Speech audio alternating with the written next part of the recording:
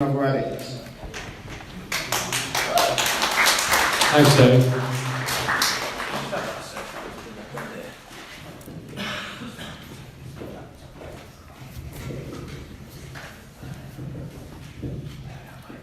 Cheers, thank you. Hi, I'm Raman, and I'm a recovered cocaine addict. I'm sat here today as a recovered member because another recovered member obtained a solution and offered me a solution to relapse, as he had a spiritual awakening as a result of taking the steps. He carried that message to me. And that's beautiful in itself, you know, me being able to turn up today and actually experience this experience for what it is. And I'm truly grateful. The book continues to say quite a few important messages, but one of them that stands out from start to finish is this idea that working with another addict or an alcoholic is imperative. I mean, there's a part in the book where it says it was imperative to work with others as he had worked with me. I looked at the word imperative and it actually means duty that is essential, you know, and that's exactly what it is. I didn't quite understand what I bought into when I first started doing these steps, and when I got to step 12, I just thought it's something I have to do as the other steps before. Soon as I was getting into it, it completely changed. It was something that was driven from somewhere else. You know, me wanting to help somebody as somebody helped me, it's just beautiful. And I'm looking around and I can see the smile on people's faces. They've actually had that experience. You know, it says in the book, it's an experience that you don't want to miss. I'm going to mention about Bill's profound moment, in my opinion, when he was walking down the whole hotel lobby, and if there was a reason for a relapse, there was one there, because he was pissed off. You know, he didn't even have any money to pay for the room that he's just been in. So as he walked down to the hotel lobby, he could hear the gay chattering to the left in the bar, and to the right was a church directory.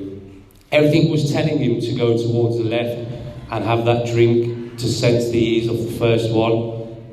But then came that profound moment where he picked up the hotel directory and he made a phone call, and I believe he found a corker. And then from there, you know, it says, so you see there was now 3 addicts in that town who felt they had to give to others what they had found or to be sunk.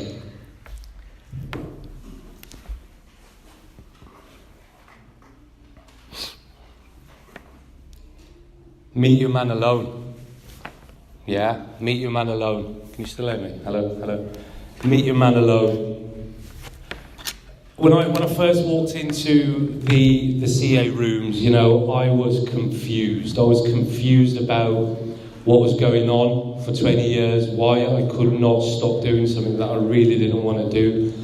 And when I was sat down and the gentleman in front of me, who again found the solution before me, understood my predicament, and he actually told me that I'm fucked, yeah. Which was great news, you know, at that time, because all my life, all I heard is, Raman, it's going to be okay, Raman, we can do this, it's going to be great. But he looked me in the eyes and said, Raman, you're fucked, yeah. And that got me straight away, you know. He had something that I didn't. He had this thing in his eyes where he was just gleaming, yeah, and I wanted some of that.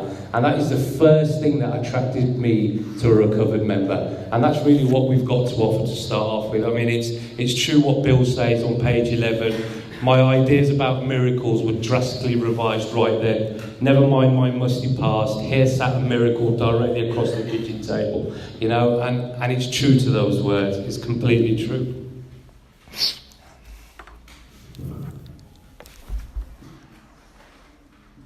Make a friend. Yeah, when you find a prospect for, and you know, you might turn around and say, oh, we can't find anybody to work with. I guarantee you walk a mile radius from this venue in any direction and you will find someone that's suffering.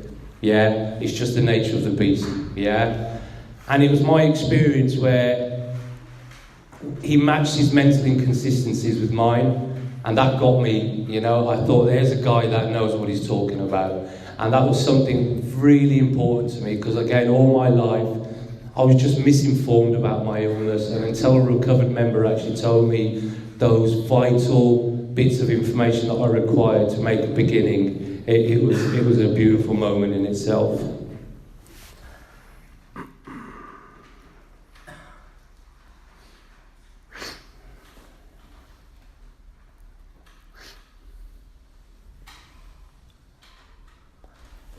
Yeah, I like this on page 15 as well. My wife and I abandoned ourselves with enthusiasm to the idea of helping other addicts to the solution of their problems. And that is, again, something it's at the forefront of my mind when I wake up in the morning. Where can I find a suffering addict to work with? I worked the 12-step, but I believe now the 12-step has worked me. Again, as I mentioned before, it's something I'm very passionate about. When somebody is in that predicament, and all that it takes is a recovered member to go up to that person and say a couple of words, and they feel reassured purely for the fact that because they realise that this person's been through the same thing as them, it's an amazing experience. I'm just going to finish off on one quick thing. I know it's quite short, but I'm nervous as hell. Working with other addicts isn't just about the new person that's come through the door. It's about continuously working with each other. I've recently been added to a group which is called Working with Others, and I'm continuing my learning from there. And it was actually Dwayne that put something on there the other day, which I'm going to end my sharing. In the wake of my spiritual experience, there came a vision of society of alcoholics, each identifying with the transmitting this experience to the next, chain style. If each sufferer were to carry this news of the scientific hopelessness of alcoholism to each new prospect, he might be able to lay every newcomer wide open to a transforming spiritual experience. This concept proved to be the foundation of such success as Alcoholics Anonymous has now since achieved. I'm going to leave it there.